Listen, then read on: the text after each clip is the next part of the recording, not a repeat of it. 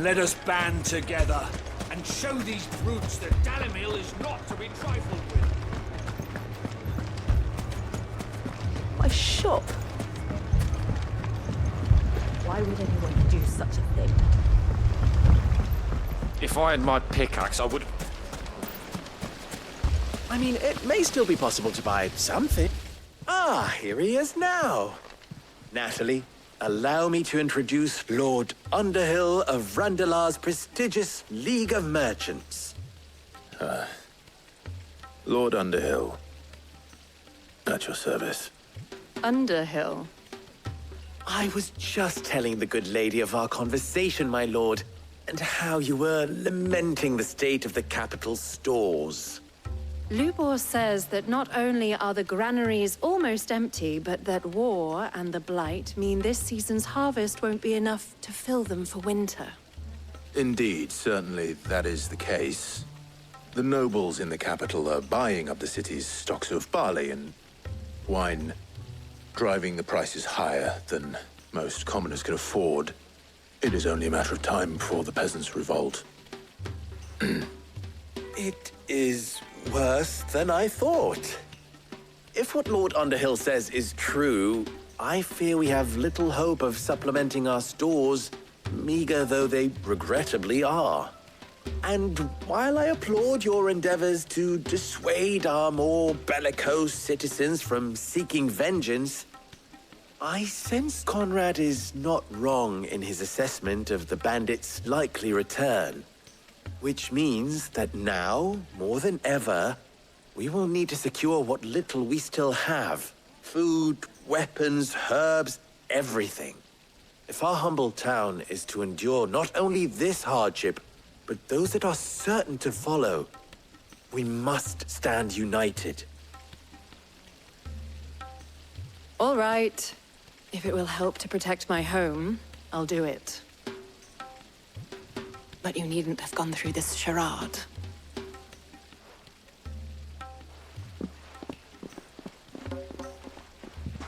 Thank you, Clive. Your performance was nothing if not workmanlike. She saw right through it. I didn't say it was good, merely that it produced the desired effect. Now, my scouts should be returning shortly. Meet me back at the Briar's Kiss, and we shall see what we face.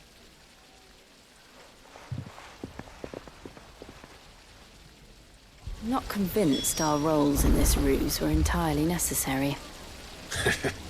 I don't know. Conrad seemed quite taken with you. It appears I have no choice but to do what little I can to defend what little we have. Mummy, I'm scared. Oh, I'm ruined. Good news, Sid. Both Conrad and Natalie have somewhat gracefully accepted their new roles. With time, they may even learn to. Time no longer appears to be the luxury it was before lunch. I take it your scouts found the bandits. Technically, it would be the bandits who found my scouts. It appears they march for Dalimil as we speak. All of them. You're not serious. They don't just want food, they want the whole damn town.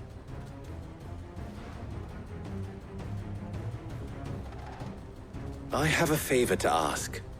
I'm told the bandits march in two groups, one from the south and one from the desert, in a move doubtless intended to stretch our already gossamer-thin defenses. Very well. Jill and I will meet those from the desert. But what of the rest? The rest, my friend, the city shall fight.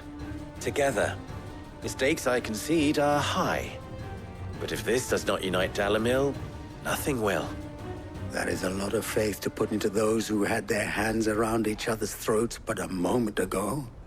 Then it will be for us to see that their hands are kept occupied. And I do mean us. I thought you might say that. We'll hold them off for as long as we can. And we will do the same.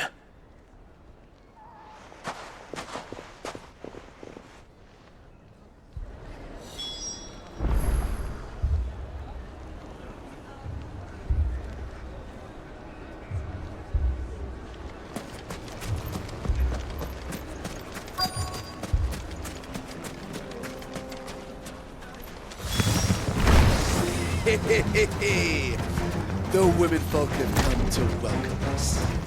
I'll take that one.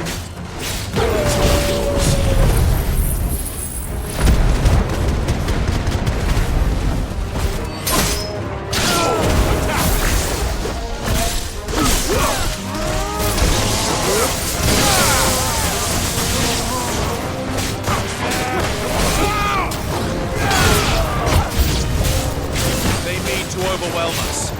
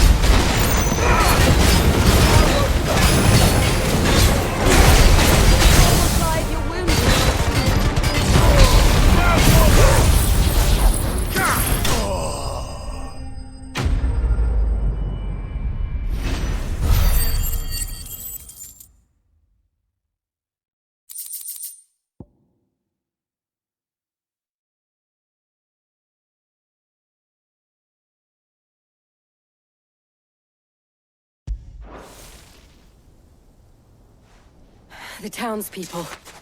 Could they have held out? I don't hear any fighting. What do you think? That we should hurry.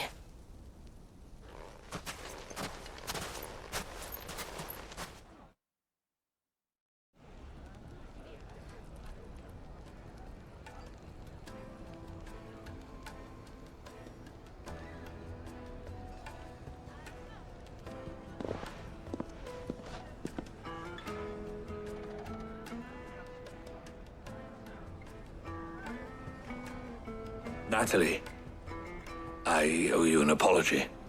You did well out there. The inn would have been lost had you not held the line. Without you, there would have been no line to hold. You saved us, Conrad. You saved Alamil. We all saved Dalimil.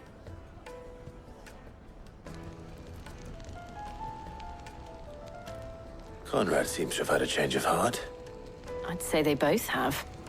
I take it from your presence that our visitors from the desert won't be joining us either.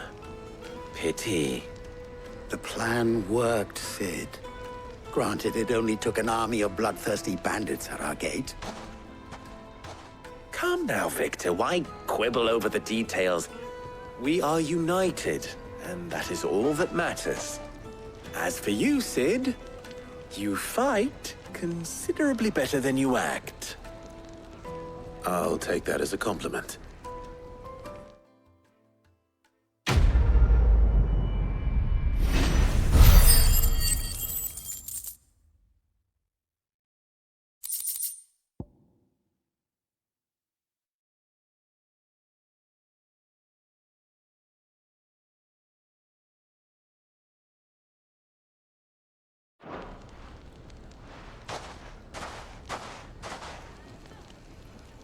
Our friends seem to have things under control.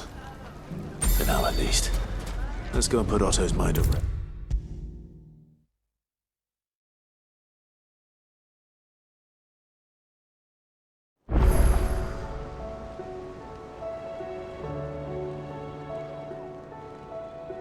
Was wondering when you turn up.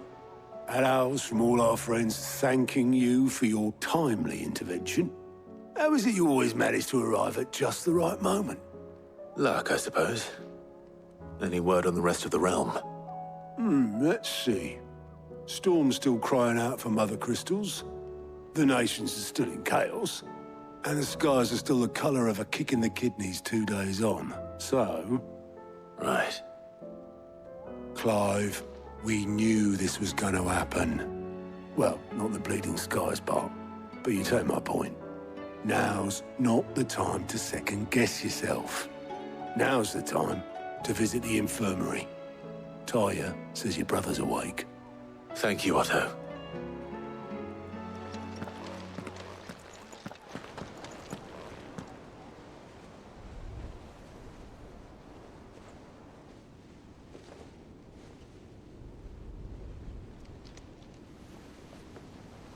So it was not Sylvester, but Olivier who served as Ultima's puppet. And when Dion learned of this, he sought to slay the fiend.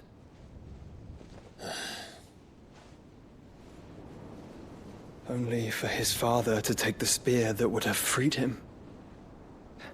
Enough to drive a man to madness. Small wonder he hasn't stirred. I would be afraid to wake. Had I but reached out to him sooner, warned him of the threat Ultima posed. But now, both an empire and her prince lie broken. Joshua, what do you know of Ultima?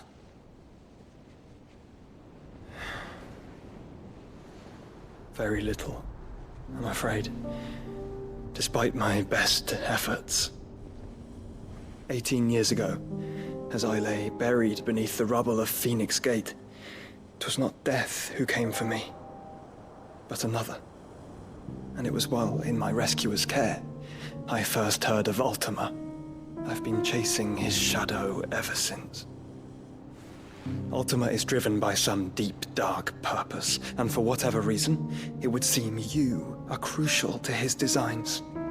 He will stop at nothing to have you, even if that means toppling an empire. But why me? What possible use could I be to such a creature? That is one of many answers that have eluded me. Yet, I am certain of this. It is not mere chance. You were chosen for a reason. All dominants carry within them the might of an icon. Nigh limitless power that is at once acutely limited. I wield fire, and only fire. And I only ice. 8 wardens for 8 elements. But you, Clive. You are different. You're special. Your abilities begin with the flames of Ifrit. But they do not end there. The fact Ifrit can even exist goes against everything we thought we knew of dominance. Perhaps Ultima has been waiting for one such as you, whose potential is truly limitless. I've encountered that thing several times now. If it or he, as you say, needs me, why hasn't he claimed me as he did the boy? Were I to hazard a guess, I'd say the two of you are somehow incompatible. His mind not properly attuned to your body. His mind? Mind, awareness, spirit, call it what you wish. But I believe Ultima to be an embodiment of the concept. It is why I struggle and fail to contain him here inside me. I'm sorry. Inside you? With every setting sun, I feel my strength wane. And though the Phoenix's flames mend the prison I have made for Ultima, they do so at a cost. We must find a means to bring an end to him before I meet my own. What were you thinking? It was that or let him take Clive.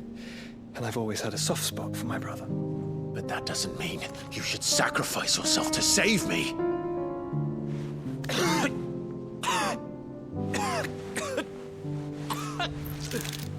Joshua! Clive! It's Gav! There's an army of Akashic at the gates of Canver.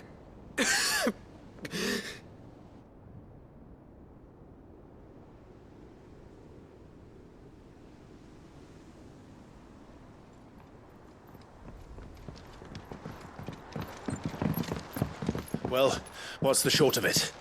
I thought Tyre told you. The capital of the Free Cities is under siege by an army of monstrosities. The City Guard are doing their best to stem the tide, but numbers ain't on their side. What of Lord Byron and Mid? Were they able to escape? No, but they're all right for now. They're hiding with Gav at midship. We have to get them out of there. And we shall. Otto, prepare a Stolas. Tell Gav to stay exactly where he is. Understood. Vivian, what's the swiftest route to the Free Cities? That sounds like a question for the map. Look here. This road, through Tabor, should provide the least trouble. Good. What a coincidence. Tabor is exactly where I'm bound. Joshua, bed is where you should be bound. You don't think I told him the exact same thing? Were Tyre not such a talented healer, I would surely have been inclined to agree. But, thanks to her ministrations, I feel I may safely rejoin my attendant, who was to wait for me in Tabor if we became separated. All right, we travel together. Clive! If he stays close to me, he'll be fine. Thank you, brother. I'll look after him.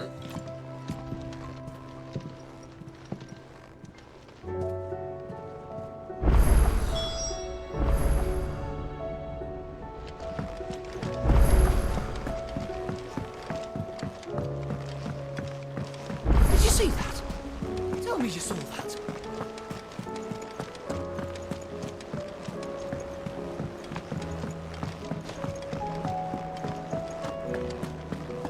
Seems the hideaway is lost its... book. Here, you put me in this situation, Clive. You can bloody well get me out of it. I need a hand with a recipe. Are you sure it's me you're looking for? I'm not much of a cook. I'm all the cook will be needing, thank you very much. What I want from you is a little of your time, right? Oh, and perhaps your sword. You remember Ivan's stew, right? Well, despite the look of the thing, and that awful stench, people wolf it down. So I thought I'd try making one of these supposed masterpieces myself. Had a peek at the book and gave it a go, but, well... It wasn't as straightforward as you'd hoped. Ivan had the same problem. Yeah, but this is my blimmin' kitchen, and I will not be outdone. So if you don't want to be seen as playing favourites, I suggest you lend me a hand.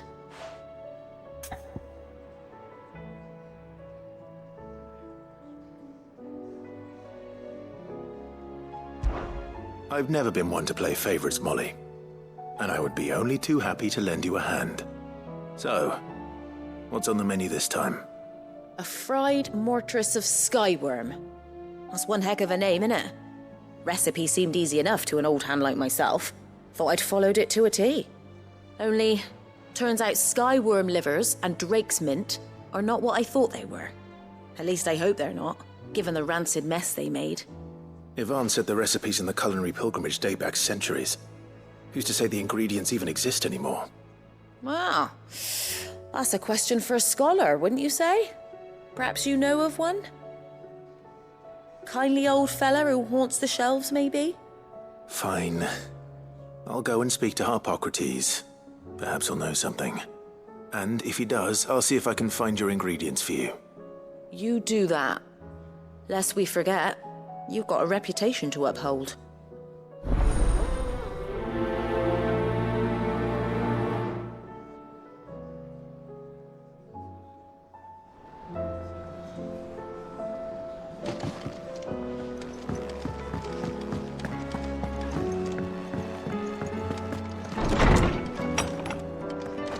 Is a storm coming, Sid? Will there be thunder? Sid, perhaps you can help me solve a mystery. I can certainly try. Who's gone missing this time? It's not who. I borrowed them to teach. My first thought was that, which almost certainly means they had everything to do with it. Perhaps a visit from Sid will jog their memories. I think it just might. Thank you. I don't like to imagine that my pupils would lie to me. But if they have, I'll have no choice but to discipline them accordingly. They were in the atrium when I last saw them, as always.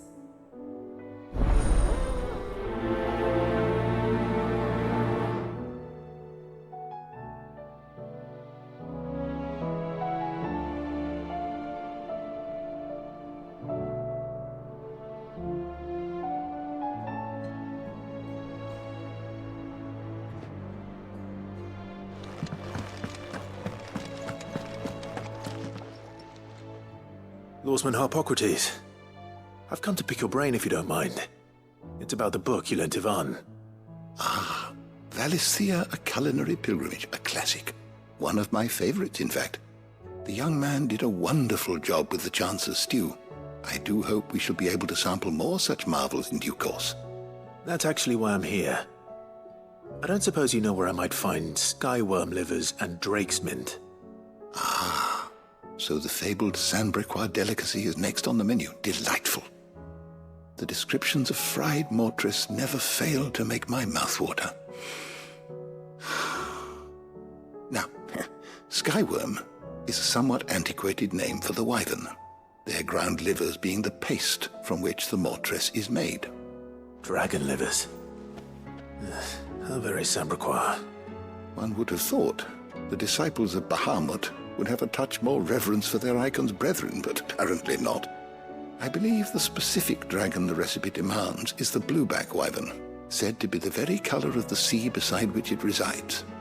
So we know where to look for our liver. But what about the drake's mint? Saint's bonnet in contemporary parlance, a herb which grows along the North Reach coast. I gather that one can locate the cheerful yellow flowers by their heady scent alone, so I'm sure you'll have no trouble finding them. I may add that people once believed game was best served with the flora that sustained it in life, in which regard fried mortress of skyworm is undoubtedly a typical dish of the time. Meaning that if I find one, I find the other. To Northreach, then. Best of luck, Clive. And do save me a bite once the dish is complete.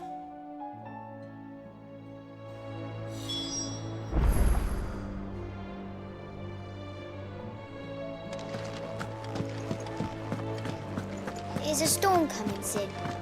Will there be thunder? It seems the hideaway has lost its appetite. Did you see the pair that got hauled into tires?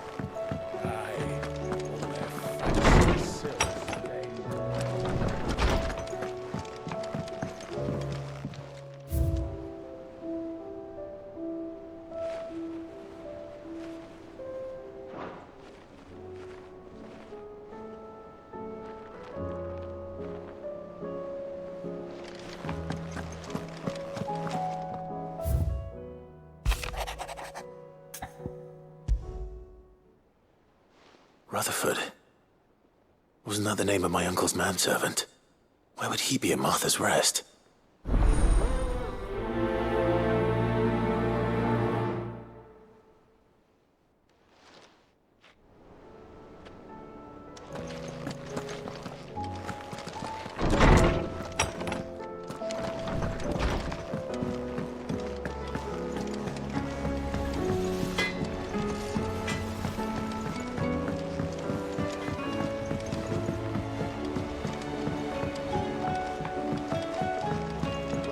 I heard the Emperor was impaled on his own son's spear.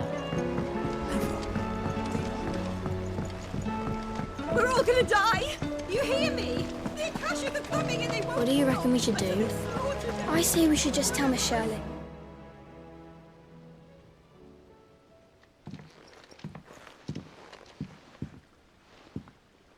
Sid! Hard at your studies, I see. And what is that? It's not a set of scales, is it? No. Of course it isn't. Well, not anymore, it's not. Oh! And just how long hasn't it been one? We're sorry. But we didn't break them. We dismembered them. Just like Miss Mididol showed us. Miss Mididol? And why would she have you dismembering her creations? Because that's the only way to become a ninja-neer. Miss Mididol said, the best way to see how something works is to take it apart and put it back together again.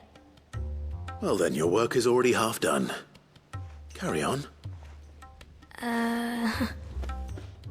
About that. The taking apart was easy enough, but it's the putting back we can't work out. Speak for yourself. The heavy thing goes at the bottom. Then...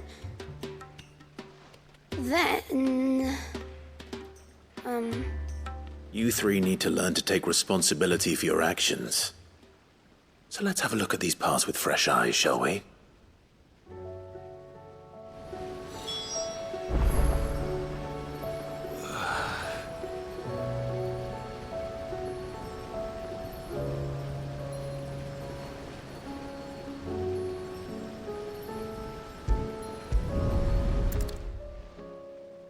All right, every piece has its own role to play, and each is just as important as the others. If even one of them is missing, the scales won't work. So let's think about what those roles might be. You already know one of the pieces, the body. Its role is to support everything else. But what of the others?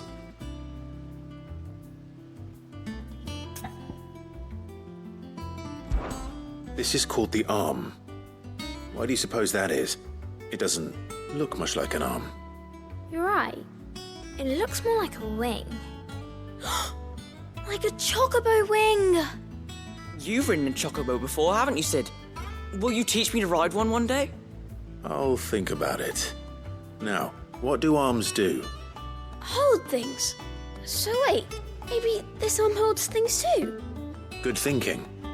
You're on the right track.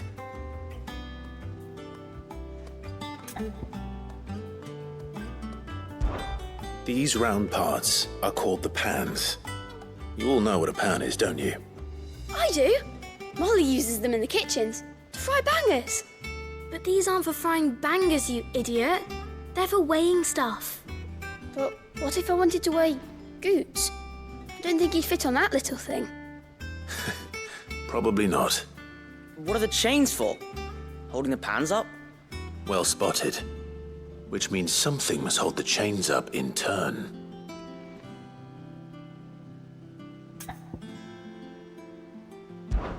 This tiny piece is what's called a cogwheel, or gear. Have you ever seen one before? I have. Miss Mididol's dungeon is full of them. Most are on the floor. She puts them in all her inventions. They spin round and round and round and round and... That's right. They're very useful when you want to make things move. Do you remember if there was anything on the scales that moved? I remember the arm moved when I tried weighing an apple. And then somebody ate it. It's not my fault. You shouldn't have tried weighing it before lunch. You know what part's supposed to move and how it's supposed to move. So, let's put the pieces together first, see what doesn't move, and then stick the cogwheel to that. Not a bad idea. You see? It's not so difficult.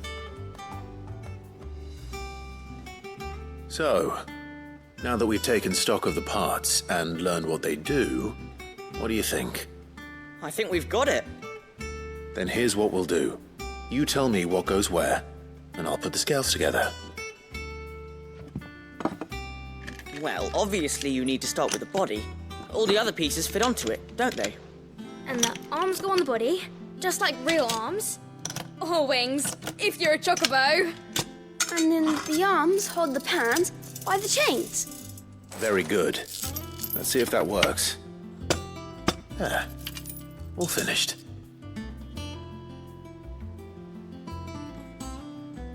Yes! We did it! Well, with Sid's help. Oh, I just put the pieces together.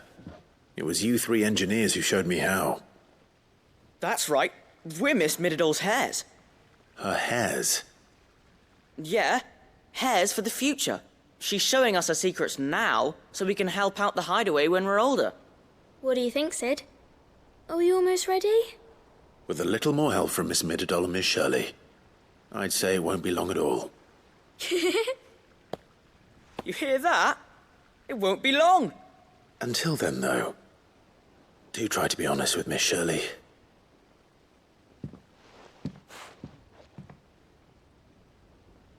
Hey, look! We never used the cogwheel. You don't think Sid forgot about it, do you?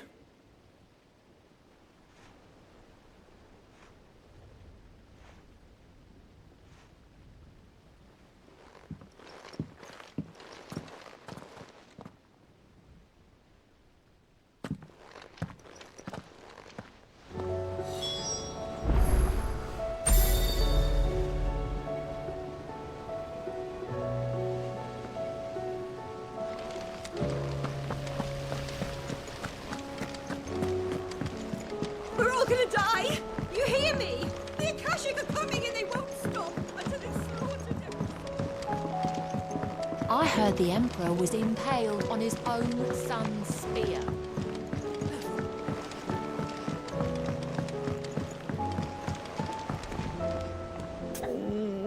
What am I gonna do? Is everything all right, Goots? You seem more discomposed than usual. Oh, I don't know what that means, but I'm in a bit of a muddle. Oh, I think Nan might be in trouble and she's... It's all right. You can tell me.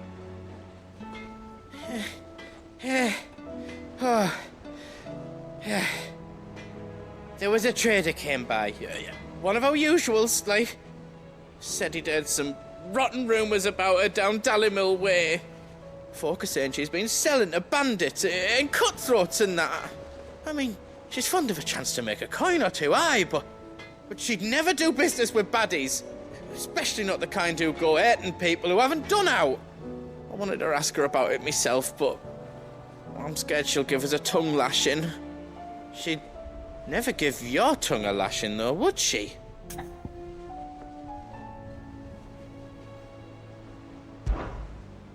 Don't worry. I'll speak to her. Oh, thanks, Clive.